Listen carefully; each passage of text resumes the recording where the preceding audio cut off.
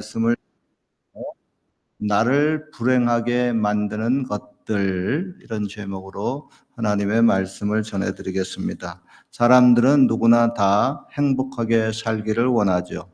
그러나 알게 모르게 나를 불행하게 만드는 것들이 참 많이 있습니다. 당신은 무엇 때문에 요즘 혹시 불행을 느끼고 있지는 않습니까?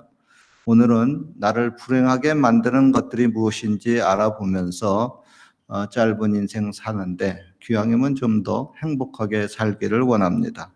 나를 불행하게 만드는 것들이 무엇인지 제가 여기저기 이것저것 찾아본 결과 대체로 이런 것들이 나를 불행하게 하는 것임이 나타났습니다. 일단 뒤에서부터 순서대로 간단히 한번 살펴보겠습니다. 8위, 억압된 감정. 여러분, 사람은 감정의 동물입니다. 울고 싶을 때 울지 못하고 기쁠 때에도 기쁨을 표현하지 못하고 그렇게 억압을 당하고 살면은 감정의 병이 생길 수가 있습니다. 감정의 건강은 불행을 이겨내는 중요한 요소이기도 합니다. 7위, 고립과 단절. 사람은 사회적 동물이라고 합니다. 혼자 있는 것과 고립된다고 하는 것은 전혀 다릅니다. 사람들 간의 그 연결이 차단되면서 정서적 불행이 깊어질 수가 있습니다. 사랑하고 또 사랑받을 수 있는 그러한 공동체의 부재는 깊은 외로움을 만들게 됩니다. 또 6위, 의미 없는 삶, 돈과 명예, 그리고 어느 정도의 성공과 성취는 있을지 몰라도 삶에 목적이 없으면 인생이 결국 허무해집니다. 특별히 신앙인에게 있어서 하나님의 주신 부르심, 소명이 없는 삶은 인생의 방향을 잃어버리게 만듭니다. 5위, 계속되는 자기 비판. 나는 안 돼. 나는 문제야. 이런 식의 그 자기 비하적이고 자기 부정적인 뿌리 깊은 그런 그 불행의 씨앗이 될 수가 있습니다. 실패는 누구나 겪게 되지만은 자신을 질타하고 비난하는 방식으로 계속 반응하게 되게 되면은 결국 자존감이 무너져 버리고 맙니다. 4위, 용서하지 못하는 마음.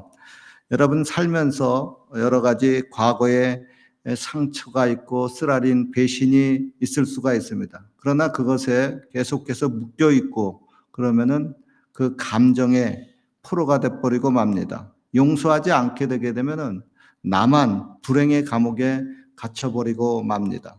내 마음에 아직도 용서하지 못한 그런 사람이 있거나 풀리지 않는 그런 그 상처가 분노가 있다면은 그것을 신속히 용서로 풀어야만 합니다. 3위, 통제할 수 없는 것을 통제하려고 하는 욕구. 이 세상에서는 여러분, 내가 통제할 수 있는 것도 있지만 나약한 인간이기 때문에 내가 하나도 통제할 수 없는 그런 사람이 있을 수 있고요. 또 통제할 수 없는 상황이 닥칠 수가 있고 통제할 수 없는 미래 등 여러 가지 일들이 참 많습니다. 그것을 내 억지로 내 뜻대로 조종하려고 통제하려고 하면은 자꾸 좌절감만 더 커지게 됩니다.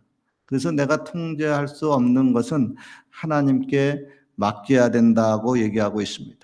2위, 하나님과의 단절. 신앙인에게 있어서 진짜 불행은 무엇일까요? 바로 하나님과 멀리하는 하나님과의 단절입니다. 그렇게 되면 인생은 뭔가 공허해집니다. 요즘 여러분 하나님과의 관계가 어떤가요? 한번 스스로 체크해 보십시오. 그리고 과연 나를 불행하게 만드는 것 중에 1등이 무엇인가 하고 봤더니 어디서든지 다 이것을 꼽습니다. 뭐냐 하면 비교하는 마음입니다. SNS나 주변 사람들과 비교는 자존감을 갉아먹습니다. 나는 왜 저 사람처럼 그렇게 못하지 하는 생각은 자기 부정으로 이어집니다. 여러분, 내가 자주 비교하는 사람이 누구일까요? 오늘은 이렇게 나를 불행하게 만드는 것 중에서 단연코 1위를 차지하는 이 비교하는 마음에 대해서 좀 더 자세히 알아보려고 합니다. 어느 날 연필이 자를 보면서 스스로 한탄하며 불평을 했습니다. 아유, 자야, 나는 왜 너처럼 똑바르게 생기지 못하고 이렇게 짤짤막하게 생겼지?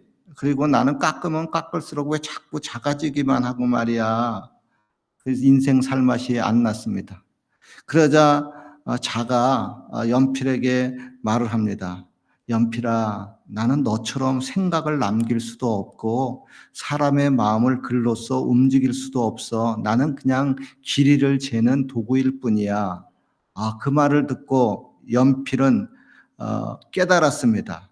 나는 자를 기준으로 나를 비교했지만 사실 나는 글을 쓰기 위해서 만들어진 존재구나. 또 다른 이야기입니다. 하루는 당근과 오이가 서로 비교하며 말다툼을 했습니다. 당근이 오이에게 말합니다. 야, 오이야, 나는 이렇게 발그스름하고 색깔도 예쁘고 비타민 A도 많고 건강에도 좋다고. 이 말을 듣고 있던 오이가 당근에게 말합니다. 당근아, 웃기지 마. 오이인 나는 수분도 많고 다이어트에도 좋고 피부에도 좋다고. 그래서 여성들한테 얼마나 사랑을 받는데, 서로를 그렇게 비교하며 싸우던 두 채소는 결국에 김밥 재료로 함께 잘려가지고 한 줄 김밥 속에 들어가 버리고 말았습니다. 그것을 본 김밥 아줌마가 말합니다. 얘들아, 너희 둘 다 없으면 김밥이 안 돼. 여러분, 우리는 서로 다른 모습, 서로 다른 모양, 서로 다른 기능을 가졌지만은 하나님 안에서 함께 할 때 비로소 완성됩니다. 고로 비교는 무의미합니다. 성경도 남들과 비교하지 말라고 권면을 하고 있습니다. 고린도전서 12장 14절 18절의 내용입니다. 몸은 여러 지체로 이루어져 있습니다. 손은 손대로, 발은 발대로, 눈은 눈대로, 귀는 귀대로, 또 코는 코대로, 입은 입대로 각각 쓰임이 다릅니다. 여러분, 우리는 서로 비교하는 존재가 아니라 각자가 하나님의 정하신 목적에 따라서 만들어진 존재입니다. 비교는 내가 누구인지를 가끔 잊어버리게 합니다. 마태복음 25장 11절의 말씀입니다. 각각 그 재능대로 한 사람에게는 5달란트를, 한 사람에게는 2달란트를, 한 사람에게는 1달란트를 주고 주인이 떠났다 그랬습니다. 이때 1달란트를 받은 종이 비교의 함정에 빠졌습니다. 나는 왜 저 사람처럼 5달란트를 받지 못했지? 겨우 1달란트만 받았고 말이야. 그리고 그는 비교하다 보니까 기분이 처지고 나빠졌어요. 그래서 그 1달란트 받은 것을 땅에다 묻어버리고 말았습니다. 결국 그는 자기의 달란트를 살리지 못했고 나중에 주인이 돌아와서 꾸중을 심히 듣고 슬피 울며 이를 가는 신세가 되고 말았습니다. 여러분, 비교는 나를 위축시킬 뿐만 아니라 하나님의 주신 기회를 묻어버리게 되고 맙니다. 오늘의 본문입니다. 각각 자기의 일을 살피라. 그리하면 자랑할 것이 자기에게만 있고 남에게는 있지 아니하리라. 여러분, 이 구절이 의미하는 것을 크게 2가지로 해석합니다. 첫째, 남에게 자기 한 일을 쓸데없이 자랑하지 말고 네 혼자 가지고 있어라 하는 뜻이고요. 둘째, 남과 비교하지 말고 자기 자신을 돌아보고 스스로 자신감을 가져라. 이런 뜻도 있습니다. 한 청년이 SNS를 보고 우울해졌습니다. 자기 친구는 유럽 여행 중에 사진도 다 찍혀 있고, 또 어떤 친구는 창업에 성공을 했고, 어떤 친구는 좋은 배우자와 결혼까지 했는데 나는 왜 이렇게 제자리일까? 그리고 그는 자신이 실패자처럼 느껴졌습니다. 마음이 심히 우울해졌습니다. 그런데 어느 날 그렇게 유럽 여행을 떠났던 그 친구가 나중에 몇 달 후에 직접 만나서 이렇게 말을 합니다. 그 유럽 사진 그거 몇 달 전에 찍은 거야. 실은 그 회사 그만두고 지금은 실업자야. 여러분, 우리는 자주 남의 하이라이트 장면과 나의 초라한 뒷모습을 비교해가지고 마음이 안 좋아지기도 합니다. 그 결과 여러분 어떻게 될까요? 진실을 보지 못하게 만듭니다. 감사를 잃어버리게 만듭니다.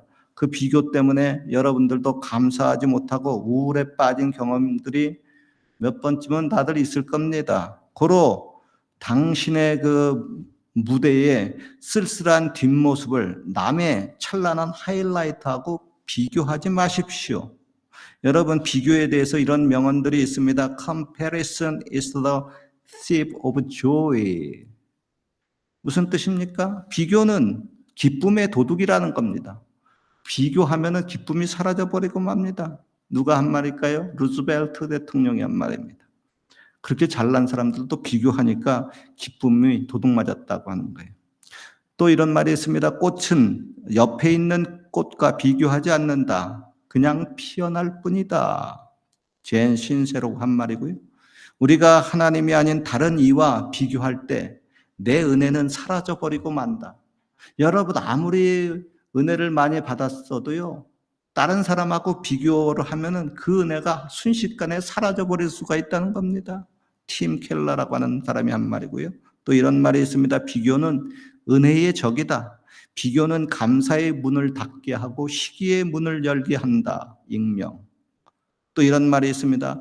비교는 눈을 멀게 하고 귀를 닫게 하며 마음을 아프게 한다. 누가 한 말일까요? 캘거리 김 목사. 누구예요? 제가 한 말입니다. 그렇습니다. 여러분, 얼마 전에 제가 기분이 안 좋아졌어요. 그렇게 기분이 안 좋은 시간이 거의 하루 정도 가더라고요. 아유, 왜 그럴까요? 다름 아니라 저도 비교의 함정에 빠졌기 때문에 갑자기 마음이 안 좋아졌습니다. 여러분, 목사님들도요, 종종 다른 목사님들과 내 자신을 비교할 때가 있습니다. 저 목사님은 저렇게 성도가 많고 또 설교도 잘하고 교회도 큰데 나는 왜 이럴까? 이제 나이도 먹었으니까 목회 그만둬야 될까? 이렇게 비교로 말미암아 기분이 하루 종일 나빠지고요. 불행을 느끼는 내 모습을 바라보고 이거 뭐야? 해가지고 오늘의 설교를 준비하게 되었습니다. 그리고 찾아보는 가운데 불행을 만드는 1순위가 이게 비교하는 마음에서 온다는 것을 깨닫고 이에 대해서 여러분들도 그런 분이 있을 것 같다 싶어서 같이 은혜를 나누고 있는 중입니다. 그러면서 제가 처음에 하나님께 주의 종으로 이제 부르심을 받을 때 그때를 기억해 봤습니다. 그때 하나님의 음성을 들었습니다. 하나님과 몇 마디 대화를 나눴습니다. 그런 부르심을 받고 난 다음에 제가 이 세상에서 그 어떤 목사님도 부러워한 적이 없었습니다. 심지어 순복음교회 목사님인데 제가 순복음교회에 가장 성공했다고 하는 조용기 목사님조차도 제가 부러워하지 않았습니다. 왜냐하면 하나님이 나에게 주신 귀한 약속과 소명이 있었기 때문입니다. 물론 지금도 저는 이 세상에 그 어떤 목사님도 부러워하지 않고 있습니다. 그분들이 위대하지 않아서가 아니라 저는 저이고 그분들은 또 그분들이기 때문에 그렇습니다. 즉 그분들과 저의 사명이 각각 다르기 때문에 비교하는 것이 무의미합니다. 그런 비교는 도리어 나에게 주신 하나님의 귀한 소명과 그 은혜를 천하게 만들어버리고요. 기쁨과 행복을 잃어버리게 만듭니다. 성경에 보면은 그렇게 비교의 함정에 빠져서 기분이 안 좋아진 사람들이 종종 있습니다. 구약에 보면 이스라엘의 초대왕 사울이 그렇습니다. 그가 블레셋과의 전쟁에서 승리를 하고 돌아왔습니다. 또 적장인 골리앗도 무찔렀습니다.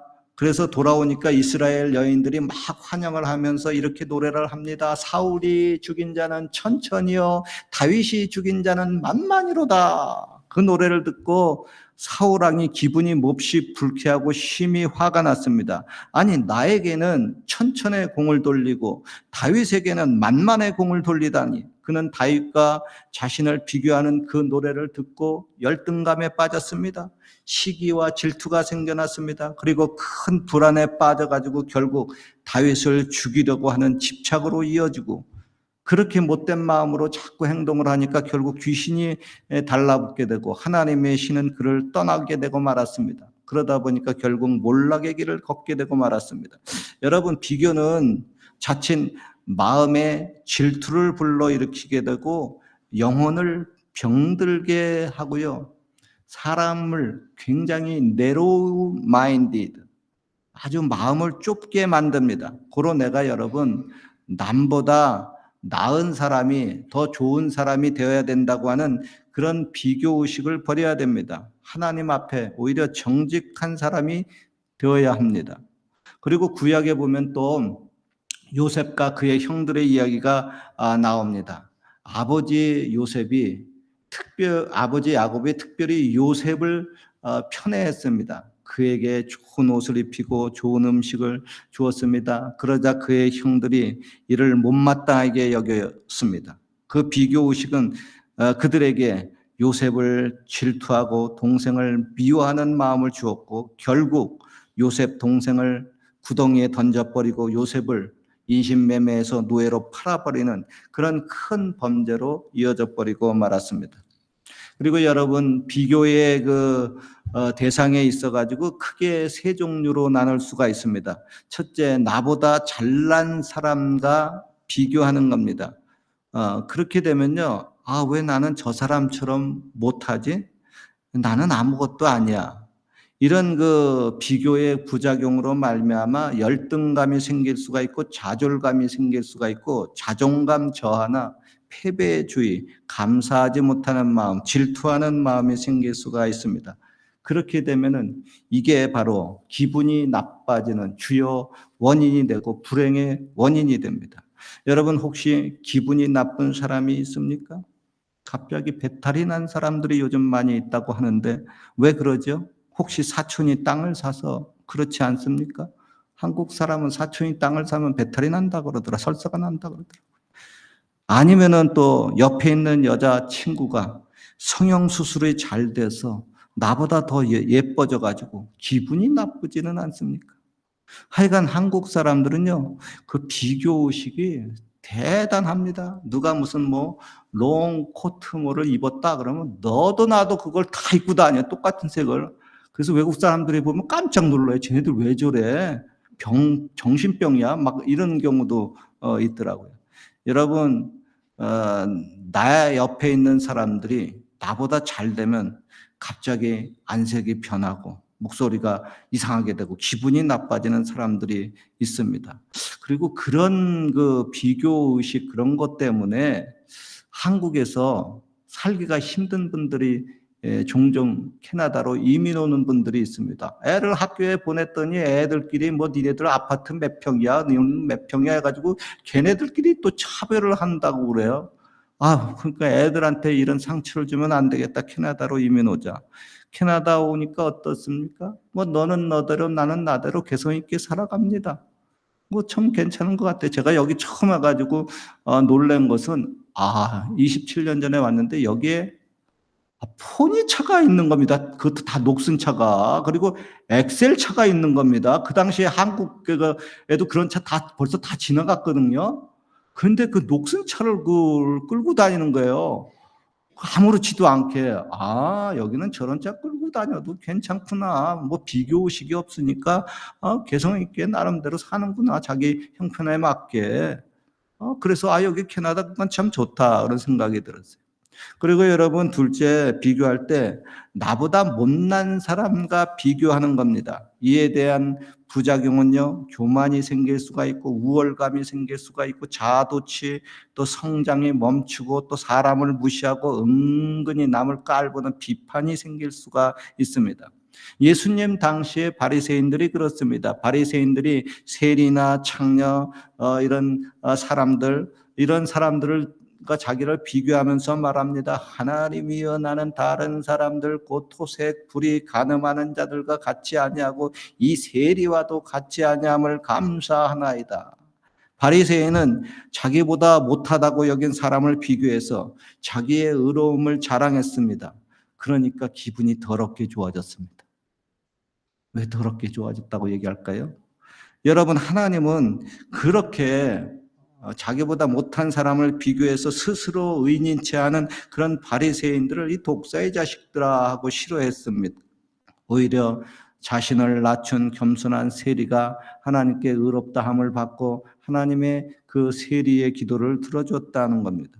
그러므로 여러분, 교만은 자칫 비교해서 오기가 쉽습니다. 그리고 그렇게 교만한 그 마음에 대해서 성경은 이렇게 경고하고 있습니다. 교만은 패망의 선봉이요 거만한 마음은 넘어짐의 앞잡이니라. 여러분, 남과 자기를 비교해 가지고 에헤 내가 너보다 좀 더 잘났다, 이런 마음, 이 교만한 마음 오래 갖고 있으면은 뒤가 별로 안 좋게 됩니다.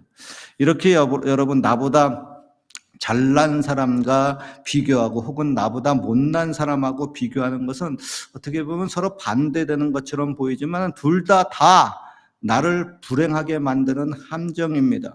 비교는 나를 둘러 찢어버리고 맙니다. 나보다 높은 사람 앞에서는 한없이 작아지고 초라해지고요. 나보다 낮은 사람에게는 괜히 스스로 지가 잘난 채 커지려고 합니다. 그러나 여러분, 하나님 앞에서는 누구나 한 사람 한 사람이 하나님이 만들어 놓은 작품입니다. 괜히 비교해가지고 교만할 필요도 없고 비교해가지고 스스로 우울한 감정에 사로잡혀가지고 기분이 왔다 갔다 할 필요가 없습니다. 그리고 셋째, 또 동료 간의 비슷한 사람 간의 비교입니다. 예수님이 부활한 후에 베드로하고 제자들에게 나타나가지고 예수님이 베드로에게 이렇게 얘기했습니다. 너가 젊어서는 네 마음대로 돌아다니지만 늙어서는 내가 원치 않은 곳으로 사람들이 너를 끌고 가고 네가 두 팔을 벌리리라 그랬어요. 이것은 뭐냐면 예수님이 베드로가 노년에 사형장으로 끌려가 가지고 십자가에 거꾸로 매달려 순교를 당한다 하는 그런 예언입니다. 그 말을 듣고 베드로가 좀 기분이 좀 언짢아졌겠죠. 그래서 이런 말을 합니다. 저 사도 요한을 옆에 있는 동료를 가리키면서 주여, 이 사람은 어떻게 되겠습니까? 이에 대해서 예수님이 대답하셨습니다. 얘야, 그가 어떻게 되든지 너하고 무슨 상관이냐? 너는 나를 따르라. 즉 옆에 있는 사람, 남의 인생과 자기를 비교하지 말고 자기에게 주어진 사명이나 열심히 집중하고 감당하라고 하는 겁니다. 그렇습니다. 남과 비교를 하면요, 자신의 사명에 대해서 초점이 흐려집니다. 하나님은 각 사람에게 각각 다른 길과 다른 역할, 다른 사명을 주셨습니다. 다른 사람과 비교할 필요가 전혀 없습니다. 마지막으로 알아볼 것은 비교가 모두 다 나쁜 것이 아니라는 겁니다. 즉 어떤 태도로 어떤 기준으로 누구와 비교하느냐에 따라서 오히려 그 비교가 선하게 좋게 작동될 때도 있습니다. 일명 지혜로운 비교, 건강한 비교, 자기 반성, 자기 성찰의 비교입니다. 고린도전서 11장 1절에 보면 사도 바울이 이런 고백을 합니다. 내가 그리스도를 본받는 자 된 것 같이 너희는 나를 본받는 자가 되라. 바울은 예수님과 자기를 비교했습니다. 예수님을 기준으로 삼고 자신을 점검했습니다. 그렇게 내 발전을 이루어 나간 것처럼 너희들도 나를 좀 본받아서 나를 비교해서 너희들이 삶이 더 좋게 변화가 되라고 권면하고 있습니다. 또한 히브리서 11장은 믿음의 선진들을 쭉 소개합니다. 아벨, 에녹, 아브라함, 사라, 모세 쭉 언급을 하면서 그들의 이런 모습을 본받으라고 얘기를 하고 있습니다. 그들은 특별히 믿음의 사람이니까 이들의 믿음을 본받아라 말씀하고 있습니다. 이렇게 여러분, 비교가 나쁜 비교가 아닌 모범적인 비교도 있습니다. 결론입니다. 우리들의 비교의 기준은 하나님, 예수님이 되어야 하고 하나님의 말씀으로 자기를 비춰서 비교해야 됩니다. 비교를 통해서 자기를 성찰하고 비교를 통해서 자신의 성장이 이루어지도록 해야 됩니다. 아무쪼록 여러분, 나를 불행하게 하는 나쁜 비교는 하지 마시고요. 하나님 안에서 각각 자기에게 주신 사명과 함께 이 외국 땅에서도 계속해서 좀 행복하시기를 주님의 이름으로 축원합니다. 기도드리겠습니다. 하나님 아버지, 우리는 쓸데없이 남과 비교해서 기분이 나빠지고 교만해지고 불행의 늪에 빠질 때가 참 많습니다. 오늘도 괜히 비교하고 기분이 나빠진 사람이 있으면 마음을 좀 위로해 주시고 다시 기분 좋게 만들어 주시옵소서. 자신만의 사명을 찾고 계속 기쁨과 행복을 회복시켜 주옵소서. 예수님 이름으로 기도합니다. 아멘. 우리 말씀을 생각하면서 각자 잠깐